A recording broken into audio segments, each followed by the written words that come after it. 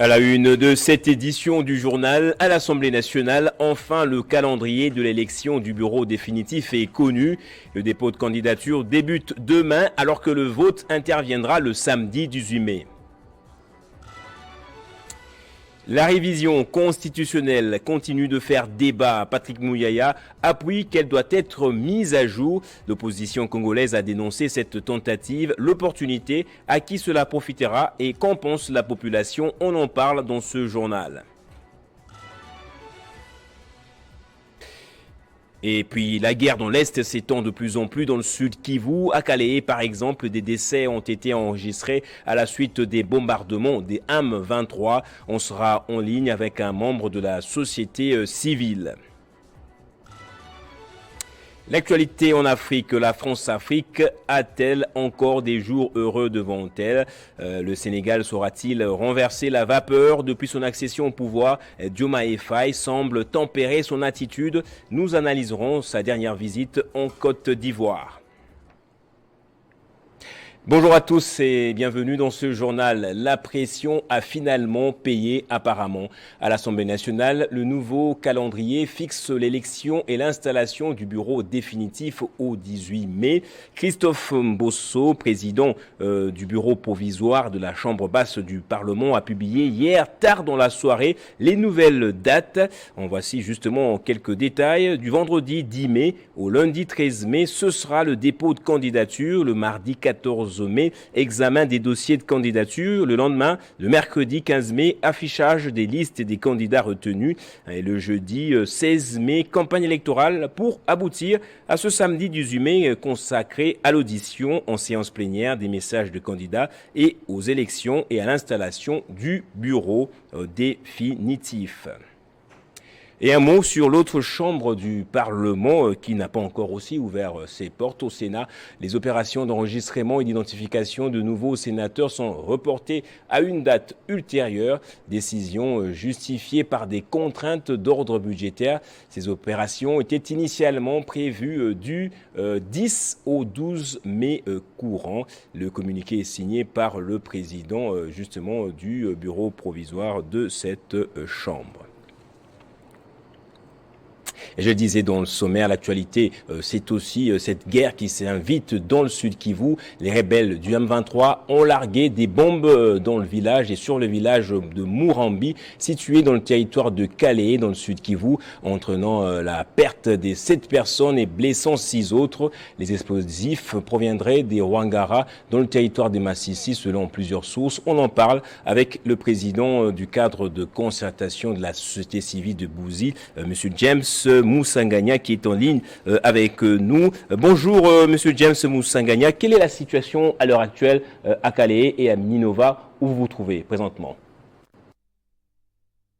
En fait, il y a eu des bombardements dans une colline qu'on appelle Blagiza. Ici, nous sommes dans le village de Murambi. Murambi qui est l'un des 16 villages du groupement de Bouzi en territoire de Calais dans la province du Sud Kivu. En fait, ces bombardements ont atteint ce village et 8 personnes ont été tuées et 6 autres ont été amenées au centre hospitalier pour les soins.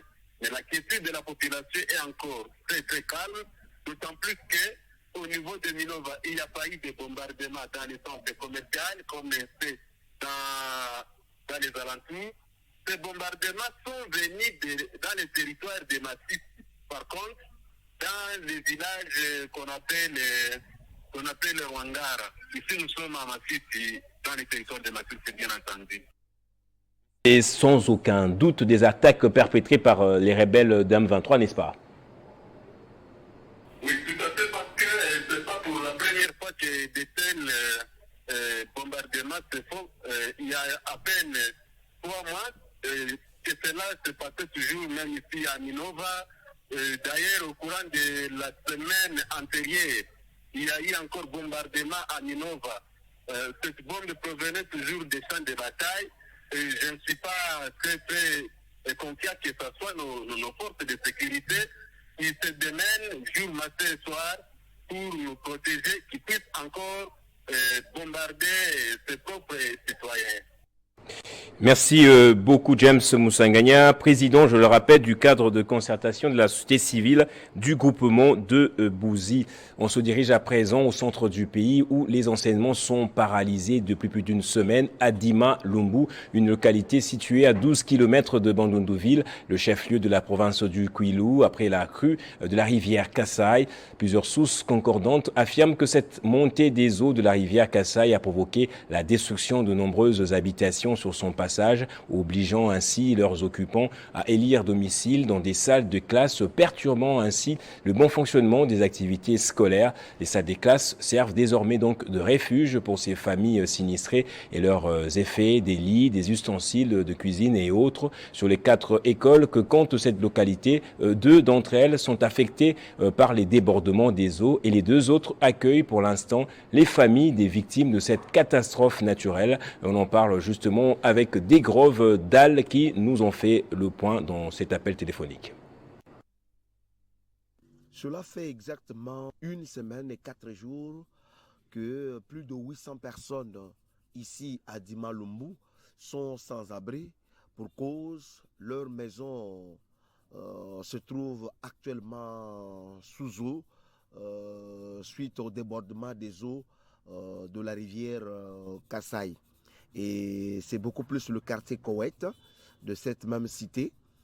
Et vu que les maisons sont sous eau, toutes ces personnes ont jugé bon trouver refuge à l'épée Touzolana de la localité de Dima Lumbu située à 12 km de Bandundu-Ville.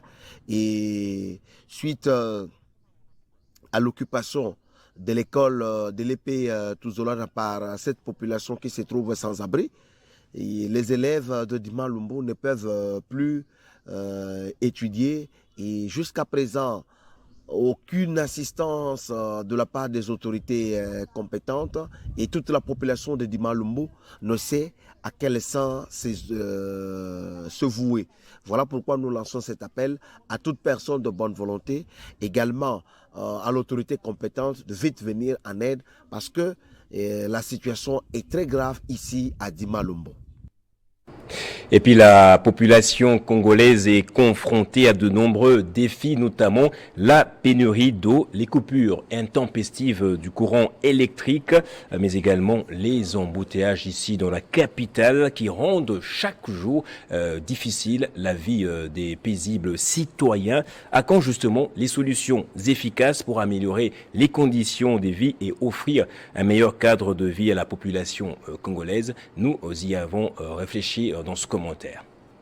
Au cœur de la ville de Kinshasa, dans des coins oubliés, se cache une réalité bouleversante. D'un côté, la pénurie d'eau. Les habitants de cette zone sont confrontés quotidiennement à des difficultés inimaginables pour s'approvisionner en eau potable. Ils sont contraints de recourir à des forages rudimentaires, témoignage poignant d'une situation précaire. Cette réalité souligne l'urgence d'agir et de trouver les solutions durables pour élever le défi de l'eau en République démocratique du Congo. Nous rencontrons effectivement un problème d'eau dans cette région. Nous avons été oubliés et il n'y a pas d'eau disponible. Les enfants tombent malades à cause de cela. Cette situation de surcharge pondérale dure depuis plus de 7 ans.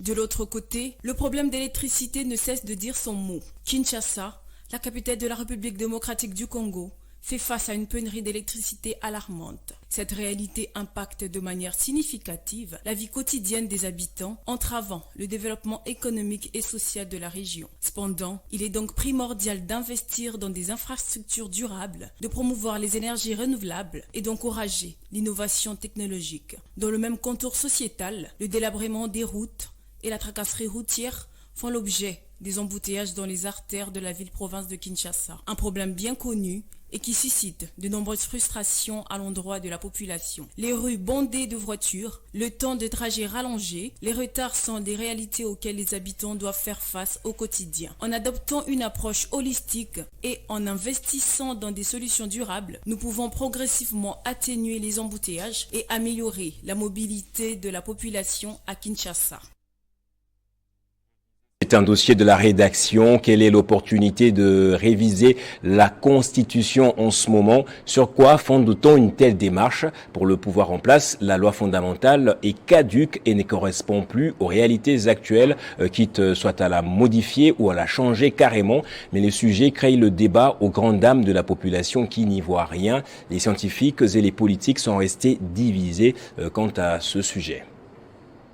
S'agit-il d'une autre forme de la stratégie de bouc émissaire du pouvoir en place? Après avoir jeté à la vindicte populaire, la coalition FCC cache au début de son premier mandat, l'UDPS veut-il se cacher derrière la Constitution pour se dédouaner de son bilan? Faire honnir la loi fondamentale est apparemment la dernière carte trouvée par le régime en place pour ne pas avoir à rendre des comptes à la population et ne pas être gestionnaire de son mandat. La loi fondamentale, qu'a-t-elle fait? Elle est à la base du retard que nous connaissons dans la formation du gouvernement et en d'autres termes, de la situation catastrophique que traverse le pays en ce moment, dit le pouvoir en place. Le ministre Mouyaya l'a réitéré en reprenant les propos du chef de l'État qui a qualifié la Constitution d'une constitution des belligérants et en faisant savoir qu'il faut garantir l'efficacité du fonctionnement de l'État.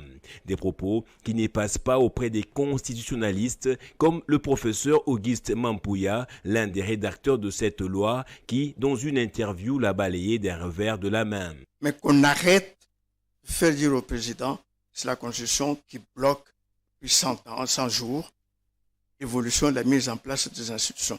Tout le peuple congolais comprend déjà. On ne peut pas lui raconter des balivernes. Il connaît déjà son personnel politique. Ce qui se passe à l'Assemblée nationale n'a rien à voir avec la Constitution.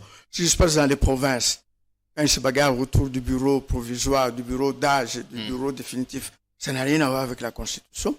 Mais pour certains, il s'agit d'un dilatoire pour entretenir l'opinion qui fait face à une crise socio-économique grandissante et à une situation sécuritaire délétère dans l'est du pays. Qu'en pense au juste cette population qui en 2006 avait voté par référendum cette constitution? Est-elle réellement à la base du blocage institutionnel? Nous pensons que cette constitution, elle est normale, elle s'adapte.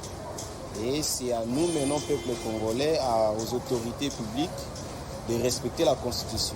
Je ne trouve pas, à mon avis, opportun de changer la Constitution, mais plutôt que les autorités congolaises, les dirigeants du Congo, c'est que je trouve important de changer un peu leur façon de faire qui va se conformer aux prescrits de la Constitution. Cette Constitution est bonne, mais à propos de le nombre, la durée du mandat, je trouve que 5 ans, on peut aller peut-être à 7 ans. Puisque dans un grand pays tel que le nôtre, préparer les élections, ça peut prendre 1 année et demie. Le vieux sujet de la révision de la Constitution refait surface dans un contexte jugé suspicieux. Le président est-il tenté par un 3e mandat? Les médias du monde en font déjà leur chou gras, mais le chef de l'État dit ne pas vouloir devenir dictateur. L'opposition, quant à elle, aussi partagée, est montée au créneau pour dénoncer cette tentative de coup de force en prenant à témoin la communauté nationale et internationale. On va passer à autre chose à présent pour parler de ce fait de société.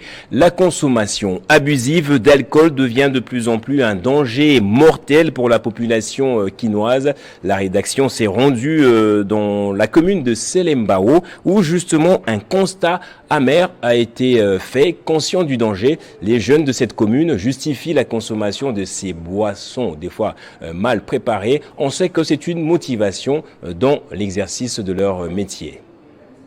Ça devient de plus en plus inquiétant. La population quinoise s'adonne à la consommation d'alcool de manière abusive. Particulièrement dans la commune de Selembao, hommes et femmes consomment des boissons fortes avec un taux d'alcool qui n'est pas mesuré. Certains consomment ces boissons tout en étant conscients du danger qui les caractérise. Il s'agit là d'une situation dans laquelle se trouve la majorité des jeunes quinois. À ces jours, même les universités sont inondées des bistrots et des bars où les jeunes étudiants consomment régulièrement de l'alcool. La majorité des consommateurs, particulièrement ceux qui œuvrent dans les travaux manuels, pense que ces boissons les aident à être efficaces dans ce qu'ils font.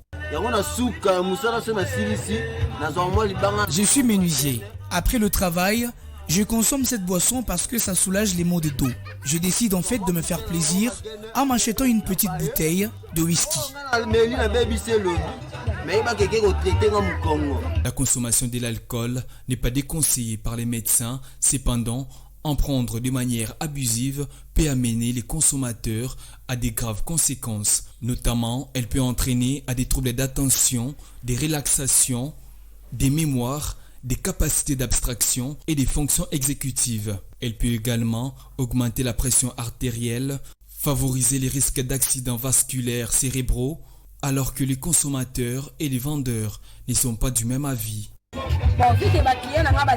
Je suis vendeuse de boissons alcoolisées. Mes clients apprécient ces boissons parce qu'elles traitent diverses maladies, donnent de l'appétit. C'est grâce à ce commerce que je nourris et scolarise mes enfants. Pour rappel, les gouvernements congolais, à travers les ministères de l'Environnement, avaient déconseillé à la population quinoise de consommer de l'alcool en cette période où la ville de Kinshasa subit des fortes chaleurs. Pour rappel, les gouvernements congolais, à travers les ministères de l'Environnement, avaient déconseillé à la population quinoise à consommer de l'alcool en cette période où la ville de Kinshasa subit des fortes chaleurs. On va prendre maintenant cette actualité en Afrique. Après la Mauritanie, la Gambie, la Guinée-Bissau, le président sénégalais fraîchement élu Bassirou Diomaye Faye poursuit ses visites en Afrique de l'Ouest. Il a été reçu mardi 7 mai par le président ivoirien Alassane Ouattara à Abidjan. Au programme des discussions, les relations bilatérales et la situation politique dans la sous-région. Qu'en est-il donc de la question de la France-Afrique? Est-ce que le nouveau président sénégalais va-t-il garder le cap? Benjamin Moudiata nous en dit dans ce commentaire. Le narratif de pays de l'Afrique de l'Ouest, s'invitant à sortir du franc CFA, continue de persister.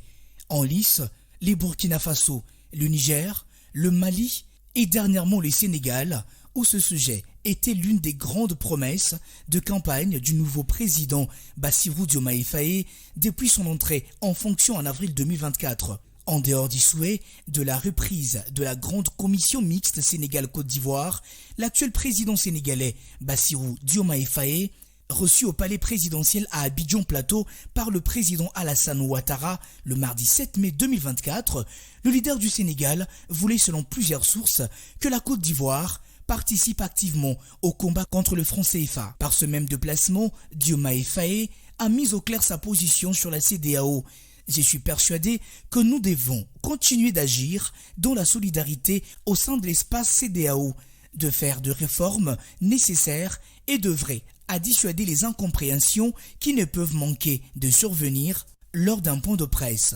A déclaré Bassirou Diomaye Faye, le Sénégal n'est pas le seul dans sa lutte. Le Mali, le Burkina Faso et le Niger ont également évoqué la sortie du franc CFA et la création d'une monnaie commune à leurs trois pays. Né le 26 décembre 1945, les francs CFA a un fonctionnement basé sur un taux d'échange fixe avec l'euro. Et son principal inconvénient est qu'il empêche les États concernés de mener une politique monétaire autonome et durable différente de celle de la zone euro. En culture, la sensibilisation sur les objectifs de développement durable est au cœur de la 38e édition du festival Journée congolaise du théâtre pour et par l'enfance et la jeunesse Jucotège, ouverte mardi au Musée national de la RDC. Près d'une dizaine de délégations venues de la Suisse, de la Belgique, de l'Égypte, du Cameroun et du Congo-Brazzaville et d'autres provinces du pays y prennent justement par Bob Ambongo pour ce commentaire. Divertissement, mais aussi formation et information, c'est ce qui constitue le leitmotiv du festival Journée congolaise du théâtre pour et par l'enfance et la jeunesse, organisé par la compagnie Théâtre des Intrigants. Cette 38e édition comporte une formule innovante, l'apprentissage des élèves du primaire et du secondaire au métier du théâtre d'une part, et d'autre part particulière, la sensibilisation sur les objectifs du développement durable. Jusqu'en 2030, les ODD vont être le thème de base sur lequel les spectacles vont être construits. Beaucoup de pays sous-métiers, ils sont déjà en avance. Et aujourd'hui, chez nous, on est encore en train de se rechercher. Et c'est pour ça que nous, on a pris la responsabilité en tant qu'organisme de promotion. Le directeur artistique de la compagnie Théâtre des Intrigants a profité de la circonstance pour appeler le gouvernement à matérialiser l'accord sur le soutien financier signé avec le ministère de la Culture, Arts et Patrimoine depuis 2 ans. Madame la ministre a fait l'effort nécessaire et nous avons été inscrits au budget du ministère depuis 2023. Et en ce moment ici, nous n'avons pas encore eu un franc de ce budget. Même pour cette année, il y a beaucoup d'éléments qui interviennent là-dedans. C'est des éléments techniques, c'est des éléments parfois non connus de nous, mais nous espérons, nous sommes confiants. Ouverte le 7 mai dernier, cette 38e édition s'étend jusqu'au 10 mai dans différents sites, à savoir le centre Wallonie-Bruxelles, le centre Boboto, le siège de la compagnie Théâtre des Intrigants et dans certains espaces scolaires dans la ville de Kinshasa. C'est le rappel des titres à présent. À l'Assemblée nationale, enfin, le calendrier de l'élection du bureau définitif est connu. Le dépôt de candidature débute demain, alors que le vote interviendra le samedi 18 mai. La révision constitutionnelle continue de faire débat. Patrick Mouyaya appuie qu'elle doit être mise à jour. Notre constitution, l'opposition congolaise a dénoncé cette tentative. L'opportunité à qui cela profitera et qu'en pense la population, on en a parlé dans ce journal. Et la guerre dans l'est du pays s'étend de plus en plus dans le sud Kivu, la province voisine. À Calais, par exemple, des décès ont été enregistrés à la suite des bombardements de M23. On a été en ligne avec un membre de la société civile. Et la France-Afrique a-t-elle encore des jours heureux devant-elle en Afrique? Le Sénégal saura-t-il renverser la vapeur? Depuis son accession au pouvoir, Diomaye Faye semble tempérer son attitude. Nous avons analysé justement sa visite en Côte d'Ivoire. On va passer à présent à la revue de presse. Restez avec nous, madame, messieurs.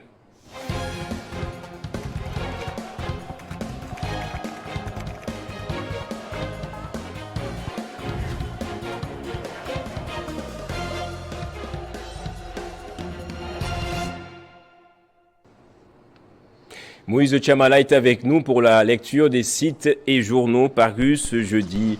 Moïse Chamala, au moins vous êtes là. Bonjour, bienvenue. Bonjour Gaëtan Kouba-Borandier. Merci à tous ceux qui nous suivent dès partout à Kinshasa et en RDC.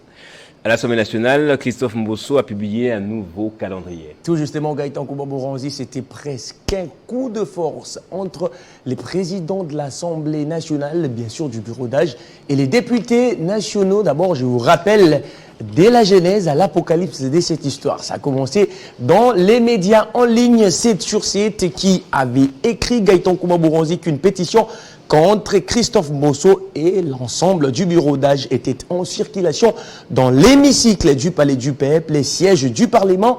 En croire ces médias en ligne, une centaine de députés nationaux avaient apposé leur signature pour faire partir cette équipe qui bloquerait l'organisation de l'élection et l'installation du bureau définitif de cette chambre législative d'après Actu 30.cd de ces députés regroupés au sein de la dynamique surveillance avaient lancé un ultimatum de 72 heures à Christophe Mbosso de poursuivre les processus de mise en place du bureau définitif. Les députés qui ont signé la pétition renchérie ouragan.cd, Gaëtan Kouba-Borandier a reproché à Christophe Mbosso d'avoir délibérément entraver les processus de mise en place du bureau définitif, ce qui a paralysé les fonctionnements de la chambre basse du Parlement et suscité l'iré de la représentation nationale. Gaëtan Kouba-Borandier visiblement constate la prospérité ces quotidiens congolais. Tout le monde veut la peau d'Mbosso qui aurait largement dépassé les délais légaux impartis par les règlements intérieur de cette chambre du Parlement. Ces règlements stipulent que la mise en place du bureau définitif intervient dans les 5 jours après la notification par la Cour constitutionnelle de l'arrêt les déclarant conformes à la Constitution. Gaëtan Kouba Bouronzi, face à la pression, Mbosso Kodia a cédé et fixe les nouveaux calendriers du bureau définitif à l'Assemblée nationale. C'est d'ailleurs à la une du média Forum des As. Gaëtan Kouba Bouronzi s'est lancé. Calendrier dévoilé hier mercredi par les présidents Christophe Mbosso. Les scrutins pour l'élection de membres du bureau définitif de l'Assemblée nationale se tiendra dans 10 jours, soit les 18 mai 2024. Et d'après les calendriers consultés par actualité.cd, les dépôts des candidatures aux différents postes est prévu du vendredi 10 mai au lundi 13 mai.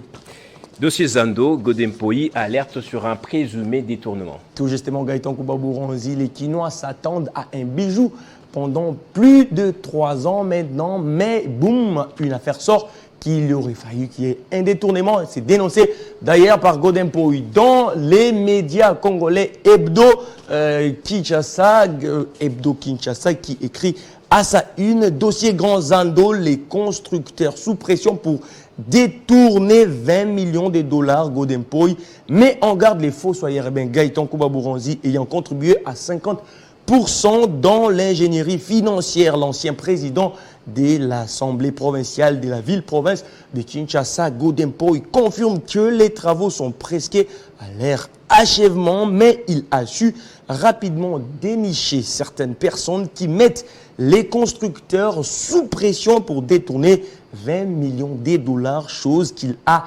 rapidement dénoncée. On va terminer par ce sujet dont la capture se trouve derrière vous justement depuis un bon bout de temps. Coupe du Congo, DCMP exempté du tour préliminaire. Tout justement, Gaëtan Kouba Bouronzi, un peu des sports dans cette revue en hommage à Christian Bokaya à la une du média.cd. Il est écrit 58e édition de la Coupe du Congo, DCMP exempté du tour préliminaire. Mazembe hérite des FC Nouvelle Vie, Bomoko et V-Club face à Asfanja, tirage au sort. Gaëtan Kouba Bouronzi, comme l'a dit la une de ces médias, DCMP est exempté du tour préliminaire de la 58e édition de la Coupe du Congo de football. Les clubs verts et blancs et tenants du titre entrera en compétition à l'étape de la 8e des finales. C'est mercredi 8 mai que la Fédération congolaise de football association FECOFA en sigle a effectué les tirages au sort de cette compétition nationale. Gaëtan Kouba Bouronzi, contrairement au DCMP, Mazembe et V-Club disputeront les seconds tours à l'extérieur, tout comme l'OC Renaissance. Merci beaucoup Moïse Chamala pour cette revue de presse. C'est moi qui vous remercie, Gaëtan Kouba Bouronzi. C'est par ici donc que va se refermer ce journal. Merci à vous également de l'avoir suivi. L'actualité reste en continu sur votre chaîne.